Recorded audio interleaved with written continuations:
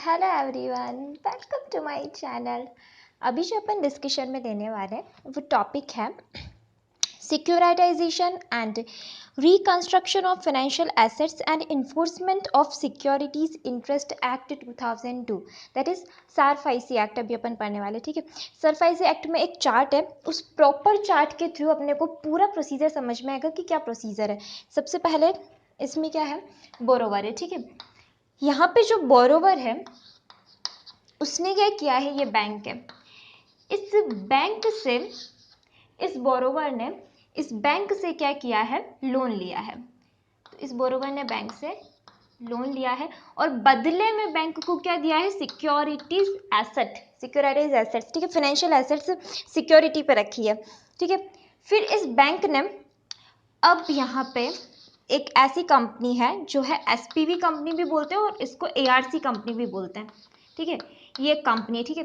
अब ये जो लोन है ये क्या हो गया, एनपीए हो गया, ठीक है। तो अब इसको जो रिकवर करने का काम है ना, वो ये वाली कंपनी करेगी। कैसे करेगी, क्योंकि इस बैंक ने इसको क्या ट्रांसफर कर दिया है, एनपीए, नॉन परफॉर्मिंग एसेट, मतलब लॉस एसेट्स भी बोलते हैं, डाउटफुल भी बोलते हैं अपन, सब स्टैंडर्ड भी बोलते हैं, मतलब लोन ड्यू डेट पे वो चुका ही नहीं रहा है, ठीक है।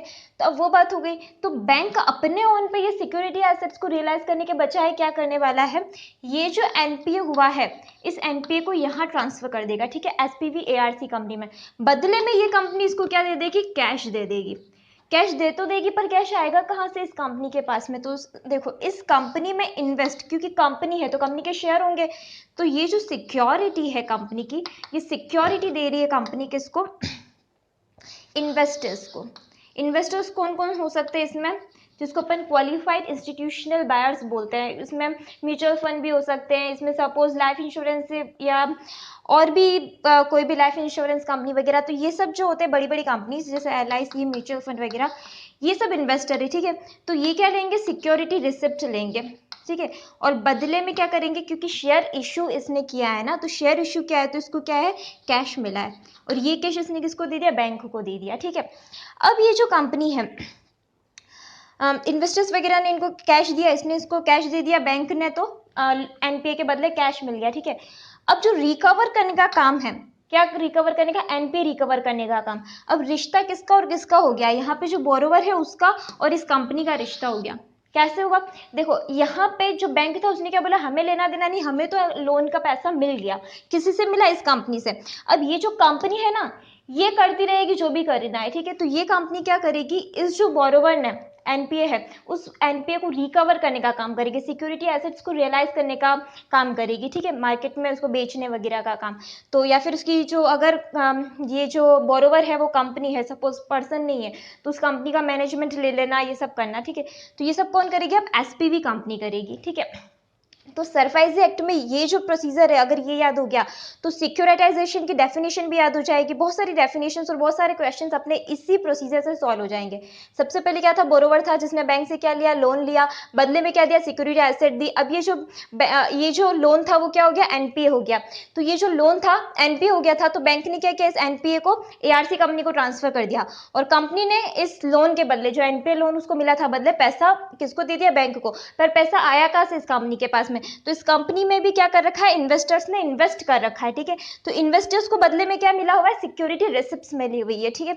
ये पूरा क्या था, प्रोसीजर था। अब इसमें मैं और कुछ सेक्शंस हाथों हाथ डिस्कस कर लेती हूँ। जैसे सेक्शन 6 में क्या बोल रखा है, इसमें लगभग सेक्शन 3 नहीं 2 कवर हो गया है अपने इस चार्ट में, ठीक है। 2 कवर हो गया, डेफिनेशंस कवर हो गई। अभी अपन सेक्शन 6 में क्या बोल रखा है, ये जो बैंक है ना, इस बोरोवर को पता कैसे चलेगा कि कौन सी एआरसी कंपनी और मेरे लोन कहाँ चला गया, क्या हो गया, किसके अगेंस्ट में सिक्योरिटी मैंने इशू कर रखी, ये मेरी एसेट जो है वो पड़ी हुई है, ठीक है, सिक्योर्ड एसेट्स। तो ये सब पता करने के लिए, ये सब बताने के लिए बैंक क्या करेगा, एक नोटिस इशू करेगा। किसको नोटिस इशू करेगा, बैंक बोरोवर को नोटिस इशू करके बोलेगा कि अब जो आपसे एक्वायर करने वाली है, ये जो एसेट्स वगैरह रियलाइज करने वाली है सिक्योर्ड एसेट्स, वो एआरसी कंपनी है, ठीक है। तो किसको बता दिया ये सारा, ये सारा बता दिया बोरोवर को, ठीक है। और अब रिकवर करने का काम कौन करेगा, एसपीवी कंपनी करेगी, ठीक है। तो ये वाला एक मोटा मोटी प्रोसीजर था, ठीक है। अब अपन वन बाय वन इसमें क्या देख लेते हैं, आगे के सारे प्रोसीजर्स वगैरह देख लेते हैं। सबसे पहले तो देखो एक आ जाता है registration of ARC company. ARC company अपन बोल रहे ना, ये एआरसी कंपनी, क्या हर कोई उठ के बोल देगा कि मुझे एआरसी कंपनी बनना है? तो इसमें क्या है, एक वो है प्रोसीजर है, ठीक है। तो क्या प्रोसीजर है वो देखते हैं। रजिस्ट्रेशन ऑफ एआरसी कंपनी के लिए आपके पास मिनिमम 2 करोड़ का क्या होना चाहिए, कैपिटल, ठीक है। नेट ऑन फंड्स होना चाहिए, खुद का फंड। लेकिन आरबीआई चाहे तो उसको बढ़ा घटा सकता है। आरबीआई ने 28 अप्रैल 2017 को एक नोटिफिकेशन इशू करके बोला, क्या बोला कि यहाँ पर 2 करोड़ की बजाय 100 करोड़ का नेट ऑन फंड्स नोटिफाई किया आरबीआई ने, ठीक है। एक्ट में तो 2 करोड़ है और साथ में लिख रहे आरबीआई नोटिफाई करे। आरबीआई ने 28 अप्रैल 2017 को नोटिफाई करके 100 करोड़ बोला, ठीक है। फिर ये क्या करेंगे, अप्लाई करेंगे कि हमको सर्टिफिकेट ऑफ रजिस्ट्रेशन दे दो। ये नोट्स जो है वो आपको डिस्क्रिप्शन में मिल जाएंगे, ठीक है। अब इसमें आ जाता है apply to COR corporate, sorry, certificate of registration के लिए बोला। तो उनको कब देंगे रजिस्ट्रेशन, ये पहले से कंपनी बनी हुई थी, ठीक है। उसको अगर एआरसी में कन्वर्ट होना है ना, या एआरसी बनना है, एसेट रिकंस्ट्रक्शन कंपनी का काम, नाम इसका एआरसी क्या है, एसेट रिकंस्ट्रक्शन कंपनी, ठीक है। तो अब ये जो कंपनी बनना है ना, तो इनके पिछले 3 प्रीसीडिंग 3 फाइनेंशियल ईयर में कभी लॉस होना नहीं चाहिए इस कंपनी में। दूसरा, एडिक्वेट अरेंजमेंट होना चाहिए इनके पास में, अगर रियलाइज करना है फाइनेंशियल एसेट्स को। अब इसकी जो एसेट्स इसने रख रखी है सिक्योरिटी में, इसको रियलाइज करने के लिए इनके पास जो एडिक्वेट जो भी अरेंजमेंट है वो होना चाहिए। दूसरी बात, पीरियोडिकल रिटर्न इन्होंने फाइल किया है। थर्ड इज डायरेक्टर्स जो है वो प्रोफेशनल एक्सपीरियंस है उनके पास में, क्यूआईबीज ने इन्वेस्ट कर रखा है इस कंपनी में साथ में, यानी एलआईसी वगैरह जो क्यूआईबीज क्वालिफाइड इंस्टीट्यूशनल बायर जिनको बोल रखा है, उन सब ने इसमें इन्वेस्ट कर रखा है एआरसी में। साथ में स्पॉन्सर्स जो है, स्पॉन्सर्स फिट और प्रॉपर पर्सन है, और स्पॉन्सर्स बोल रखा है means any person holding not less than 10% of the paid up equity capital, ठीक है। तो ऐसे जो पर्सन है जिनके पास में 10% से ज़्यादा इक्विटी पेड अप है, कैपिटल है, वो फिट और प्रॉपर पर्सन होना चाहिए। तो ये सारा क्या बोला है, इसमें बोला है, ठीक है। फिर बोलते हैं कि आप ये तो ठीक है कि इनको सर्टिफिकेट ऑफ रजिस्ट्रेशन दे दिया, उसके बाद में जैसे अपनी कंपनी में कुछ भी चेंज होता था तो अपन आरओसी को बार बार जाके बोलते थे ना, ये चेंज हो गया, 30 दिन में फाइल करते थे आरओसी को, ये हो गया वो हो गया, हमारी कंपनी में इसको अपॉइंट किया, इसको रिमूव किया। यहाँ पर आरबीआई को, क्योंकि ये कंपनी क्या है, बैंक से काम कर रही है, पैसा वैसे लेने देने का काम कर रही है, ठीक है। लोन को एनपीए को वापस क्या है, पीए में बदलने का काम कर रही है, मतलब लोन जो एनपीए बन गया उसको रियलाइज करना है, सिक्योरिटी को, ये सारा काम कर रही है। तो यहाँ पे जो है ना अथॉरिटी है ना, वो सबसे बड़ी अथॉरिटी, मतलब रिजर्व बैंक ऑफ इंडिया वाली अथॉरिटी आ रही है यहाँ पे, आरओसी वारोसी नहीं। तो यहाँ पे जब भी चेंज होगा इस कंपनी में, क्या क्या चेंज होगा, चाहे सीईओ चेंज होगा, चाहे मैनेजमेंट चेंज होगा, बोर्ड ऑफ डायरेक्टर चेंज होगा, एमडी चेंज होगा, इवन डायरेक्टर चेंज होगा, या फिर नाम चेंज होगा, या फिर इस कंपनी की लोकेशन चेंज होगी, तो सबसे पहले किसको जाके बताना है, आरओसी को जाके बताना है, ठीक है। फिर इसमें बता रखा है कि क्या जिसने इसको सर्टिफिकेट दिया उसी के पास राइट है कि इसका सर्टिफिकेट जो है वो कैंसिल कर दे, बैठे बैठे। रीजन, तो क्या क्या रीजन होंगे जब इसका सर्टिफिकेट जो है वो कैंसिल हो जाएगा। तो फर्स्ट रीजन इसमें बता रखा है, fails to comply with the, जितने भी प्रूडेंशियल नॉर्म्स वगैरह थे कंप्लाई करना नहीं कर पाए, ठीक है। या फिर बुक्स ऑफ अकाउंट्स मेंटेन करनी थी, नहीं कर पाए। चेंज था, प्रायर अप्रूवल लेना था आरबीआई का, नहीं ले पाए। या फिर जो सबमिट करने थे डॉक्यूमेंट्स वगैरह, इंस्पेक्शन वगैरह हुआ था तब नहीं किया। या फिर अदर कोई भी उन्होंने जैसे बिजनेस जो कैरी करे थे, इसमें ऐसा लिखा हुआ है कि एआरसी कंपनी सिर्फ एसेट रिकंस्ट्रक्शन वाला बिजनेस ही करेगी, या फिर अगर जो भी बिजनेस है तो वो पहले आरबीआई से पूछेगी, ठीक है। अगर ऐसा उन्होंने नहीं किया तो फिर वापस क्या हो जाएगा, या दूसरा बिजनेस शुरू कर दिया तो क्या हो जाएगा, सर्टिफिकेट कैंसिल एआरसी वाला। और रिसीव और होल्ड इन्वेस्टमेंट, अगर क्यूआईबीज जिन्होंने होल्ड कर रखा है इसमें उन्होंने ही पैसा हटा दिया तो फिर वापस ये एआरसी कंपनी, अभी जब इन्वेस्टर ही नहीं आपके पास में तो आपके पास कैश आएगा कहाँ से, फिर कुछ नहीं होगा, ठीक है। अब सपोज यहाँ पे जो सिक्योरिटी रिसिप्ट थी, ठीक है, तो यहाँ पे ये जो कैश मिला था वो बैंक को दे दिया, ठीक है, जब इशू हुई थी। फिर बाद में वापस रिडिम्पशन पे एआरसी कंपनी को भी तो क्यूआईबीज को देना पड़ेगा पैसा, कैसे देगी। ये एआरसी कंपनी जो है ना पूरा प्रोसीजर लगा के इस एनपीए को पीए में, मतलब इस एनपीए का पैसा लेगी, चाहे तो एसेट बेच के लेगी, चाहे या फिर वो वैसे ही दे दे वो बोरोवर, तो ठीक है। जो ये पैसा आएगा ना उससे ये जो वापस इस क्यूआईबीज को क्या कर देगी, रिडिम्पशन पे इनके सिक्योरिटीज पे पैसा दे देगी, ठीक है। तो ये पूरा प्रोसीजर तो मेरे हिसाब से अच्छे से समझ में आ गया होगा। यहाँ से लोन गया, उसके बाद में ये लोन एनपीए हो गया था तो इसको ट्रांसफर कर दिया, इसने क्या किया था, पैसा इनको दे दिया और लोन अपने हाथ में ले लिया, और क्या बोला कि मैं रिकवर कर लूंगा बोरोवर से, ठीक है। बोरोवर को बैंक ने बता दिया कि अब आपकी जो लोन के पेमेंट करना है आपको, वो भी किसको करना है, एआरसी को, और आपकी जो सिक्योर्ड एसेट्स है वो भी किसके नाम पे हो गई है, एआरसी के नाम पे। और एआरसी के पास पैसा कहाँ से आया, इन्वेस्टर्स जो थे उन्होंने सिक्योरिटी ली थी, सिक्योरिटी रिसिप्ट्स ली थी और बदले में क्या पैसा दिया था, ये पैसा इसको बैंक को ट्रांसफर कर दिया तो बैंक को तो लोन का पैसा मिल गया, ठीक है। अब जब वापस इनको सिक्योरिटीज जैसे पड़ी हुई है ना, इनके पास सिक्योरिटीज इन्होंने ले रखी है, बाद में रिडेम्पशन पे पैसा तो देना पड़ेगा, तो ये जो रिकवर होगा ना बोरोवर से पैसा, वो पैसा क्या कर देंगे, इनको दे देंगे, ठीक है। ये वैसे लास्ट वाला इतना इंपॉर्टेंट नहीं था, अपन ने शुरुआत में जो प्रोसीजर पढ़ा था वो बहुत ज़्यादा इंपॉर्टेंट है, बेस ही वही है इस पूरे चैप्टर का, ठीक है। अब आ जाते हैं अपील। अभी यहाँ पे पहली बार हो रहा है कि एआरसी कंपनी को जो सीज किया है ना इसका सर्टिफिकेट, सीधी अपील सेंट्रल गवर्नमेंट के पास में, सेंट्रल गवर्नमेंट के पास में, या आरबीआई से ज्यादा बड़ा तो क्या होगा, फिर आरबीआई ने तो कैंसिल किया है, आप कोर्ट वोट में जाने से अच्छा सीधा बोला है सेंट्रल गवर्नमेंट के पास में 30 दिन में जाके बोलो हमारे यानी एआरसी को क्या कर दिया है, सीज कर दिया है, ठीक है, सॉरी कैंसिल कर दिया है हमारे क्या बोलते हैं सर्टिफिकेट को। तो कैंसिल क्यों किया है वो सब देखने का काम किसका, सीजी का, सीजी के पास अपील जा सकती है। अब जैसे सेक्शन 5 में, सेक्शन 5 में कुछ भी लिख रखा है, ट्रांसफर ऑल लीगल प्रोसीडिंग्स। अब सिंपल सी बात है कि जब यहाँ पे ये जो बैंक था, ठीक है, ये बैंक था, ठीक है, इसने क्या किया, जो एआरसी को ट्रांसफर किया था, ये जो एनपीए वगैरह था, ठीक है, अगर वो कंपनी है, ठीक है, कौन अपना बोरोवर जो है, तो उसकी जितनी भी लीगल प्रोसीडिंग है कंपनी की वो किसके पास आ जाएगी, एआरसी के पास में। जो भी एसेट्स है, कॉन्ट्रैक्ट नोट्स है, इंटरेस्ट डीड है, सब कुछ किसके पास में चला जाएगा, एआरसी के पास में, ठीक है। अब जो भी करेगी वो एआरसी करेगी, ठीक है, जो भी स्टेप्स लेनी है एआरसी को लेनी है। यहाँ पे एक लाइन दे रखी है 5A के अंदर, अगर पेंडिंग एप्लीकेशन एक से ज़्यादा है, more than one bank before two और मोर डीआरटी।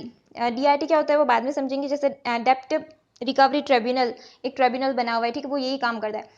अगर उसके पास में पेंडिंग एप्लीकेशन ज़्यादा है तो ट्राइब्यूनल डिसाइड करेगा कि इन सब में से किस डीआरटी के पास में ये केस सॉल्व होगा। और एक से ज़्यादा अगर बैंक है, एक से ज़्यादा बैंक ने अलग अलग डीआरटी के पास में ये एप्लीकेशंस क्या करके पेंडिंग करके, तो ट्राइब्यूनल डिसाइड करेगा कि किस डीआरटी के पास में ये केस सॉल्व होगा, और साथ में ये जो केस है वो बाइंडिंग, मतलब ये जो डिसीजन है ट्राइब्यूनल का वो बाइंडिंग होगा, ठीक है। Section 6 subsection 1, notice of the borrower, discharge of obligation of such borrower. अगर यहाँ पे रिसीवेबल जो है सब्सिक्वेंटली अगर बैंक को कुछ भी पैसा मिलता है, क्योंकि बैंक ने तो ट्रांसफर कर दिया ना एआरसी को, सब बाई चांस कुछ पैसा मिलता है तो वो सीधा किसको दे देवे, एआरसी को दे दे। अब उस पैसे पे जो सब्सिक्वेंटली बाई चांस मिल गया उसको हक किसका है, पहले तो ट्रस्ट में रखेगा और बाद में किसको दे देगा, एआरसी को दे देगा। बैंक अब वो पैसा नहीं लेगा। Issue of the securities by raising the receipts of the funds by ARC, हम पहले ही बता चुकी हूँ, ठीक है, कि अपने को सिक्योरिटी रिसिप्ट्स इशू की थी, ये वाली जो बात थी, ठीक है। इसमें बता रखा है कि मीटिंग ऑफ क्यूआईबीज की जो मीटिंग होल्ड करते हैं ना, तो उसमें क्या 75% of the total, not less than 75% of the total value के जो क्यूआईबीज अगर बोल दे कि हमें मीटिंग होल्ड करनी है तो मीटिंग होल्ड होगी। और मीटिंग होल्ड तब होगी जब 75% से ज़्यादा या 75% इतना क्यूआईबीज बोल दे कि मीटिंग करो। मीटिंग में जो रिजोल्यूशन वगैरह पास होंगे, अप्रूवल वगैरह होगी, वो तो मेजोरिटी से होगी, और जैसे बोर्ड ऑफ डायरेक्टर की मीटिंग होती है ना, इसी तरह की मीटिंग होगी, ठीक है।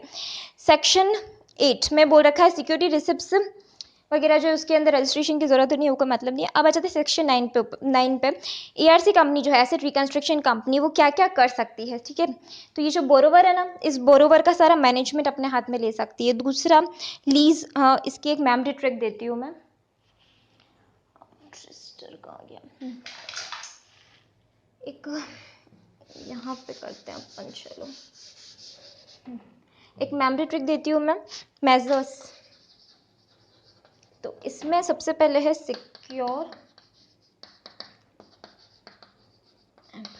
S4 सेल कर सकते हैं, ठीक है, उस एसेट को जो सिक्योर्ड एसेट रखी हुई है ना उसको सेल कर सकते हैं, ठीक है। या फिर L से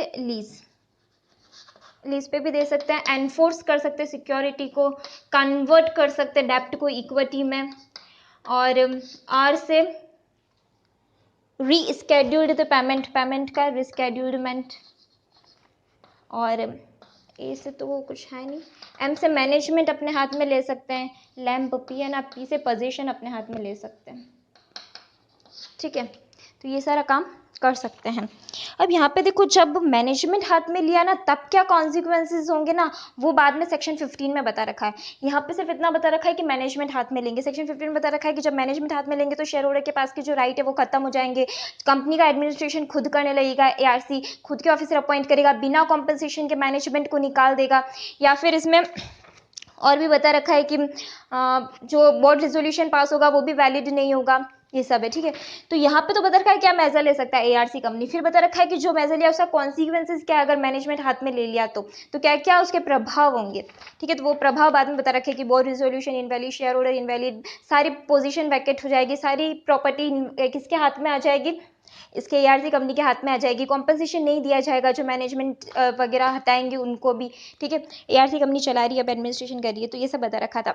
सेक्शन 10, सेक्शन 10 में क्या बता रखा, other functions of an ARC company, section 10 subsection 1 to act, no ARC company carry on business without prior approval of RBI, business other than, ये मैं पहले बता चुकी हूँ कि बिजनेस अदर देन एआरसी है तो आरबीआई से पहले पूछ लेना। रिजोल्यूशन ऑफ डिस्प्यूट, हाँ सबसे इंपॉर्टेंट बात, अभी हम तो अच्छा करना चाहते थे लेकिन हम ही लड़ा गए, हम में कौन कौन, बैंक, एसपीवी और क्यूआईबी, बोरोवर को अभी रख दो, बोरोवर नहीं, मैं किस किस की बात कर रही हूँ, बैंक, एसपीवी और यहाँ पे जो था क्यूआईबी, इन तीनों के बीच में कुछ लड़ाई झगड़ा, कुछ डिस्प्यूट हो गई, तो फिर किसके पास जाना है, यहाँ पे बोल रखा है तो जाना है arbitration, conciliation and arbitration, conciliation and arbitration act 1996 में जो रजिस्टर्ड है ना, जो अपन कह सकते हैं कि आपसी समझौते से जो डिसीजन लेने वाली ये होती है एक क्या बोलते हैं इसको, पता नहीं, जो यहाँ पे जाएंगे, मतलब हम कोर्ट के पास नहीं जा रहे हैं, हम किसके पास जा रहे हैं, आर्बिट्रेशन कंसिलिएशन एक्ट में जो बनी हुई बॉडी है ना उसके पास में जा रहे डिस्प्यूट लेके, क्योंकि इन तीनों के बीच में डिस्प्यूट हुई है, बैंक, एसपीवी और क्यूआईबी, मैं बोरोवर की बात नहीं कर रही हूँ, ठीक है। अगर जैसे पावर ऑफ रिजर्व बैंक, यहाँ पे ठीक है डिस्प्यूट हो गया, रिजर्व बैंक के पास पावर है कि वो पॉलिसी बना सकता है, डायरेक्शन इशू कर सकता है, वो सब कुछ नहीं है, कैपिटल एडिक्वेसी रेशियो, इंटरेस्ट इतना इंपॉर्टेंट नहीं। Notice by the secured creditor, secured creditors जो है वो क्या करेगा, मतलब सिक्योर क्रेडिटर अब कौन हो गया, यहाँ पे बार बार कंफ्यूज मत होना, अब एआरसी ही सिक्योर क्रेडिटर हो गई, अब बैंक नहीं रहा सिक्योर क्रेडिटर, तो अब एआरसी क्या कर रही है, सिक्योर क्रेडिटर एक रिटर्न नोटिस दे रही है, किस बारे में, इसको बोरोवर को, कि आपका इतना अमाउंट ड्यू है, ठीक है, टाइम लिमिट लिख के देगी कि इतने अमाउंट को आप क्या करो, दे दो हमको, वरना हम क्या करेंगे, आपकी जो सिक्योरिटी आपने रखी हुई है ना उसको सेल करके रिलाइज करके पैसा लेने वाले हैं, ठीक है। नोटिस दिया, 60 दिन का टाइम भी दिया कि आप हमको क्या कर दो, पैसा दे दो, फिर क्या हुआ, नोटिस के बदले में उन्होंने क्या बोला है, किसने, बोरोवर ने कुछ रिप्लाई दिया या फिर ऑब्जेक्शन रेज किया, ऑब्जेक्शन रेज किया कि नहीं इतना अमाउंट तो नहीं बाकी था या ऐसा या वैसा, ठीक है, जो भी था, ऑब्जेक्शन रेज किया तो वो सारा काम, या फिर पेमेंट कर दिया, ठीक है, जो भी करे बोरोवर। अब इसमें दे रखा है कि बोरोवर या तो मैक रिप्रेजेंटेशन, मतलब बोरोवर रिप्रेजेंटेशन देगा और साथ में रेज करेगा ऑब्जेक्शन, रीजंस ऑफ, अब सबसे इंपॉर्टेंट बात, यहाँ पर अगर ऑब्जेक्शंस वगैरह रेज हुए हैं तो उस वजह से ऐसा नहीं होगा कि जो पैसा तो नहीं मिला है ना आपको, ऑब्जेक्शन रेज किया डीआरटी ने, आपके पास में सिक्योरिटी एसेट है, आपको पैसा नहीं मिला, आप क्या करो उसको रियलाइज कर दो, ठीक है।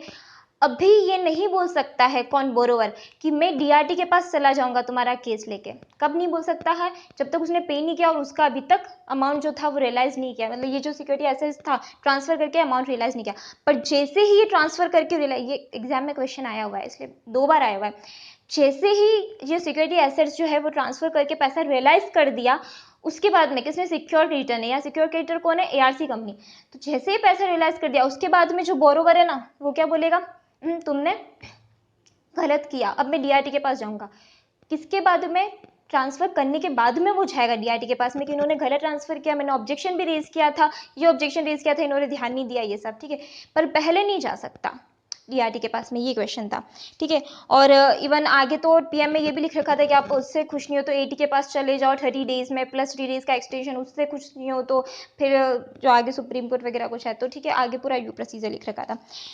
अब अपन आ जाते हैं, हाँ, measures for the secure creditors in case of the default by the borrower, borrower जो है फेल्स टू डिस्चार्ज 60 डेज में, हाँ वही मैंने बताया था ना, 60 डेज में उसने नहीं लिया तो फिर take position of the secured asset, या तो इस सिक्योर्ड एसेट्स का पोजीशन हाथ में लेगा, या फिर मैनेजमेंट ऑफ बिजनेस, अगर उसका कोई भी बिजनेस है, प्रोप्राइटरी बिजनेस भी है, उसके बिजनेस को हाथ में ले लेगा, ठीक है, या फिर अपॉइंट करेगा कोई एक पर्सन जो मैनेज करेगा उस सिक्योर्ड एसेट को, ठीक है। और जैसे ही यहाँ पे नोटिस वगैरह सब इशू हो जाता है उसके बाद में कोई राइट्स नहीं है किसके पास में, इस बोरोवर के पास में, कि वो क्या करे, इस एसेट को बिना पूछे किसी से, सिक्योर क्रेडिटर से बिना पूछे बेच दे, ट्रांसफर नहीं कर सकता, कौन, ये जो सिक्योर्ड एसेट है ना इसको ट्रांसफर नहीं कर सकता इससे बिना पूछे, ठीक है, प्रायर कंसेंट लेके, या बैंक को ओरिजिनेटर वर्ड भी बोलते, तो ओरिजिनेटर आया ना तो कंफ्यूज मत होना, ओरिजिनेटर यहाँ पे बैंक को बोलते हैं, वो सबसे शुरुआत में मुझे बताना था पर मैंने बताया नहीं, भूल गई थी, ठीक है। वैसे उसका कोई मतलब नहीं है, वो तो बस बोल दिया मैंने, ठीक है। अगर कोई अमाउंट है तो एडजस्ट सेट ऑफ हो सकता है। अगर ARC कंपनी को उनसे लेना है या इनको इनसे लेना है तो लेना देना, जैसे 5 रुपये लेने हैं, 7 रुपये देने हैं तो नेट 2 रुपये, वो कह रही हूँ मैं, सेट ऑफ भी हो सकता है यहाँ पे, ठीक है। No sale of the secured assets if all the dues paid. अभी यहाँ पे सारा अमाउंट जैसे ही पे कर दिया, बोला था ना कि नोटिस दे के आप पे करो, पे कर दिया, फिर भी हम कह रहे नहीं, हमको तो आपके बिजनेस में इंटरेस्ट है, हम तो आपके बिजनेस को ही क्या क्या पोजीशन में लेंगे, क्यों लोगे, आपको पैसा मिल गया ना। तो फिर अब यहाँ पे आ जाता है rights of the action in case of joint financing. Joint अगर फाइनेंसिंग है तो फिर क्या करेंगे, 60% से ज़्यादा की वैल्यू वाले लोग, जो मतलब क्रेडिटर्स, एक से ज़्यादा क्रेडिटर है ना, एक से ज़्यादा बैंक से लोन ले रखा है, ठीक है ना, इस बोरोवर ने, तो ये सारे बैंक जो है ना वो कहेंगे कि 60% से ज़्यादा, इन सबको मिला के 60% से ज़्यादा का जिसके पास में वैल्यू, 60% से ज़्यादा की वैल्यू वाले लोग जिस बात के लिए हाँ करेंगे वैसा वैसा एक्शन लिया जाएगा। जिन जिन एक्शन के लिए यहाँ करेंगे 60% से ज़्यादा या 60% के इक्वल वैल्यू वाले लोग, वैल्यू वाले यहाँ पे जो क्रेडिटर्स है वो जिस बात के लिए यहाँ करेंगे वैसा वैसा किया जाएगा। अगर क्या है, जॉइंट यहाँ पे होल्डिंग है, जॉइंट फाइनेंसिंग है तो, ठीक है। फिर फुली अगर ऐसा होता है कि जो सेल प्रोसीज है, ये सिक्योरिटी एसेट बेच के भी सारा पैसा आया नहीं, तो आप क्या करें, ठीक है। सपोज 10 रुपये का लोन था, 7 रुपया ही मिला हमको तो ये सिक्योर एसेट बेचने से, तो अभी 3 रुपया बाकी, उसका क्या करें, तो उसके लिए आप अप्लाई करो। कौन अप्लाई करेगा यहाँ पे, जो ये अपना ARC कंपनी है यानी क्रेडिटर है, क्रेडिटर अप्लाई करेगा किसको, DRT को या कोर्ट को, ठीक है। Entitle to proceeds the against the guarantor and sale the assets without first taking measures, ठीक है। इसके बाद में ऐसा भी हो सकता है कि अब पैसा और बाकी है ना 3 रुपया, अब गारंटर जो है ना इसका, बोरोवर का जो गारंटर है, उससे इकट्ठा करो पैसा, अब उसी से लो, और वो भी कोई मैजे लगाने नहीं है 13 सबसेक्शन 4 के, यानी पोजीशन में लेना फिर देखना करना कुछ नहीं, जितना पैसा उसके पास में पड़ा है ना इसके गारंटी वाला ले लो, ठीक है। अब आ जाते हैं अपन चीफ मेट्रोपोलियन मजिस्ट्रेट और डिस्ट्रिक्ट मजिस्ट्रेट के पास जा सकते हो। जब आप पोजीशन में लेने जाओगे ना सिक्योर एसेट को, हो सकता है वो मना करे तो आप वहाँ की हेल्प ले सकते हो, किसकी, राइटिंग में लिख के, chief magistrate, chief metropolitan magistrate या फिर डिस्ट्रिक्ट मजिस्ट्रेट की, ठीक है। अब मैं आ जाती हूँ restoration of the management of realisation of full डेप्ट। अगर सारा पैसा अपने को मिल जाता है ना तो अपन बोलेंगे कि मैनेजमेंट जो अपन ने हाथ में लिया था, क्या क्या था मैनेजमेंट का, सारे मैनेजमेंट को वैकेट करवा दिया था, और क्या क्या था, कॉन्ट्रैक्ट अपने हाथ में ले ली थी, सारे कॉन्ट्रैक्ट क्या कर लिए थे, टर्मिनेट, सारी प्रॉपर्टीज अपने हाथ में ले ली थी, जो मैनेजमेंट गए थे उनको कॉम्पनसेशन भी नहीं दिया था, और एडमिनिस्ट्रेशन अपने हाथ में ले लिया था, ये सब क्या था ना, ठीक है। तो बोल रहे हैं कि जब अगर ऐसा हो जाता है कि फिर से पैसा मिल जाता है, ठीक है, तो फिर आप क्या करो, रिस्टोर कर दो, यानी जैसा मैनेजमेंट चल रहा था वापस उनको बोल दो कि अपनी पोजीशन ले ले, ठीक है। इसमें एक इंपॉर्टेंट बात यह है कि वाइंडिंग अप के लिए जो है ना अप्लाई किया है, वॉलेंटरी वाइंडिंग अप के लिए वो एप्लीकेशन वैलिड नहीं है, क्योंकि मैनेजमेंट अभी किसके हाथ में है, क्रेडिटर के हाथ में है, ठीक है ना। या फिर कोई बोर्ड रिजोल्यूशन पास किया, फिर किसी ने भी शेयर होल्डर ने क्या किया, special resolution, ordinary resolution pass किया, तो without prior approval of the creditor वो वैलिड नहीं होगा। मतलब भले ही शेयर होल्डर वगैरह तो रहेंगे ना, मैनेजमेंट भले चला गया, तो शेयर होल्डर जो भी रिजोल्यूशन वगैरह पास करेंगे उसमें कंसेंट उनको किसकी चाहिए, क्रेडिटर की चाहिए, ठीक है, क्योंकि क्रेडिटर अभी संभाल रहा है इस कंपनी को या इस बिजनेस को, ठीक है। अब यहाँ पे आ जाता है DRT। हाँ, अब यहाँ पे बोरोवर जो है उसके पास भी तो कोई राइट हो, सारा जुल्म इसी के ऊपर हो रहा है, कहीं कुछ हो सकता है ना इसके साथ भी गलत हो, तो ये किसके पास जाके बात करें। तीनों के बीच में, जब बैंक, SPV और QIB के बीच में डिस्प्यूट थी तो अपन ने आर्बिट्रेशन कैंसिलेशन के पास में जाके सॉल्व की, ठीक है। अब बोरोवर को दिक्कत है, ठीक है, फर्स्ट पार्टी यहाँ पे बोरोवर को दिक्कत है तो वो DRT के पास जाएगा, ठीक है। क्या बोलेगा कि मेरी एसेट को जबरदस्ती ऐसा कर लिया वैसा कर लिया, और मैंने तो ऑब्जेक्शन भी रेज किया था, रिटर्न में जो ऑब्जेक्शन था वो भी बताया उसने, ठीक है। 45 डेज में जाएगा DRT के पास में, ठीक है। और फिर क्या होगा, ये जो DRT है ना उस केस को डिस्पोज ऑफ करेगी 60 डेज और मैक्सिमम अप टू 60 डेज, मतलब एक्सटेंशन ऑफ 60 डेज, मतलब 60 + 60 डेज में तो खत्म होना ही चाहिए, यानी 2 + 2 कितना हो जाता है, 4 महीने का टाइम दिया। अगर 4 महीने में भी डिस्पोज ऑफ नहीं हुआ ना तो दौड़ के जाओ, किसके पास में जाना है, दौड़ के अपीलेट ट्रिब्यूनल के पास में, क्या बोलने के लिए, केस लेके नहीं, ये बोलने के लिए कि वो DRT हमारा केस सॉल्व नहीं कर रहा, तो आप उसको बोलो कि फटाफट स्पीडी प्रोसीडिंग से सॉल्व करें, ठीक है। तो फिर 80 बोलेगा कि स्पीडी प्रोसीडिंग से सॉल्व करो, जैसे ही केस का डिसीजन आ जाता है उसके बाद में अगर आप खुश नहीं हो तो फिर अपीलेट ट्रिब्यूनल के पास अपील करो। कितने दिन में जनरली 45 डेज अपने कहीं जगह देखा, यहाँ पे 30 डेज है, पर सिर्फ 30 डेज भी नहीं है, साथ में 50% ऑफ द ड्यू, ये बोरोवर है जो अपील कर रहा है, तो बोरोवर का जितना ड्यू पड़ा है ना उसका 50% अमाउंट वो रखेगा किसके पास में, as a security appellate tribunal के पास में, उसके बाद वो अपील कर सकता है। अगर कोई स्पेशल केस है, स्पेशल रीजन है, तो फिर ट्राइब्यूनल बोले तो 25% तक भी चलेगा, अदरवाइज 50% या उससे ज़्यादा का अमाउंट, 50% डिपॉजिट का अमाउंट रखना पड़ेगा, उसके बाद आप अपील कर सकते हो, ठीक है। अगर नहीं है तो फिर हाई कोर्ट, सुप्रीम कोर्ट नहीं, हाई कोर्ट के पास में जाना, मतलब अपीलेट ट्रिब्यूनल से खुश नहीं हुए तो फिर हाई कोर्ट के पास जाना, 30 दिन में डिपॉजिट रखना 50% है, ठीक है। 25% अगर स्पेशल रीजन है तो अलाउ कर सकता है हाई कोर्ट, अदरवाइज 50% का जो ड्यू है। यहाँ पे बोरोवर के राइट अभी अपन ने देखे, ठीक है, DRT, AT और हाई कोर्ट के जो राइट्स है ना, बोरोवर गया था वहाँ पे दौड़ दौड़ के। एक लॉ का एक प्रिंसिपल जो अपन ने आज तक नहीं पढ़ा, पर वो जनरल एक प्रिंसिपल है, मैं बता देती हूँ इसको। अपन क्या बोलते हैं, lodge a caveat, right to lodge a caveat, मतलब अपन ने बोला कि DRT के पास कौन गया, बोरोवर। तो यहाँ पर क्या, यहाँ पे जो ARC कंपनी है यानी जो सिक्योर्ड क्रेडिटर है, उसके पास कोई राइट नहीं है, उसको लग रहा है कि ये बोरोवर जाने वाला तो है DRT के पास में, तो वो पहले ही मतलब उसने जैसे लेके आया ना अपील या एप्लीकेशन, उससे पहले ही उसने क्या कर दिया, अपना एक नोटिस, ठीक है, वो सेंड कर दिया किसके पास में, DRT के पास में, कि ऐसा केस आने वाला है, जबकि एक्चुअल में ये पोजीशन है और ये सब है, ठीक है, और हमने ये किया है। तो ऐसा एक नोटिस जो था वो सर्व किया पोस्ट से या एक्नॉलेजमेंट से, किसके पास में, DRT के पास में। मतलब वो केस नहीं लेके आए, केस का किसके पास में था, राइट, उसके पास में, बोरोवर के पास में। तो यहाँ पे जो क्रेडिटर है वो क्या लेके आया, उसको लग रहा था कि हो सकता है वो अपील करे आगे या केस लेके जाए, तो उसने पहले ही ठीक है क्या कर दिया, एक कैविएट फाइल कर दिया, ठीक है। उसमें क्या लिखा है, उस नोटिस, एक नोटिस जैसा होता है जिसमें एक फाइल कर लेता है एक्नॉलेजमेंट या पोस्ट से सारी डिटेलिंग लिख के। और जब ये केस जैसे ही आया, जैसे ही अपील आई, DRT ने सबसे पहले जिस पार्टी ने अपील की उस एप्लीकेंट को क्या किया, ये वाला नोटिस थमाया कि हमारे पास ये आया हुआ है, इसके बारे में जो आपको बताना है वो पहले सफाई दें, ठीक है, सारे डॉक्यूमेंट वगैरह इसकी रिगार्डिंग आप पहले हमको बताएं, ठीक है। तो ये वाला एक था कोविड, ये एक अपना थोड़ा सा ये भी कॉन्सेप्ट था इसमें, ठीक है। और वैलिडिटी जो है इसकी वो 90 डेज से सिंपल है, ठीक है। तो यहाँ पे अपना पूरा खत्म हो जाता है विद इन 26 मिनट, क्योंकि अपने को सेक्शन 19 तक ही एप्लीकेबल है, तो मैं सेक्शन 19 पे ही रुक रही हूँ, ठीक है। ये पूरा हो गया अपना क्या, सरफाइजी एक्ट। एक कहीं पे था कि IBC जहाँ पे लगेगा वहाँ सरफाइजी नहीं लगेगा, वो मैं एक लाइन बोलना भूल गई, आई डोंट नो, हाँ ये जहाँ पे राइट्स ऑफ एक्शंस भी जॉइंट फाइनेंसिंग जो है ना 60% ज़्यादा वैल्यू वाले डिसाइड करेंगे, उसमें वो रखा है subject to the provision of IBC 2016। बस बाकी मैंने सारे पॉइंट्स मेरी तरफ से डिस्कस कर लिया। Thank you very much. अगर आपको ये लेक्चर अच्छा लगता है तो प्लीज़ लाइक करें, शेयर करें, सब्सक्राइब करें, और सबसे इंपॉर्टेंट थिंग, अगर आपको इसमें कुछ भी इम्प्रूवमेंट की ज़रूरत लगती है या कोई पॉइंट आपको ऐसा लगता है जो मैंने मिस कर दिया या स्किप कर दिया या इसका ये इंटरप्रिटेशन से अलग है, वैसे मैंने बहुत ध्यान रख के सारे इंटरप्रिटेशन निकाला है, बट ये one of the toughest chapter है, वी ऑल नोज ना। तो अगर ऐसा कुछ लगता है तो प्लीज़ मुझे कमेंट सेक्शन में बताएं। Thank you very much. Notes आपको डिस्क्रिप्शन में मिल जाएंगे। Bye bye.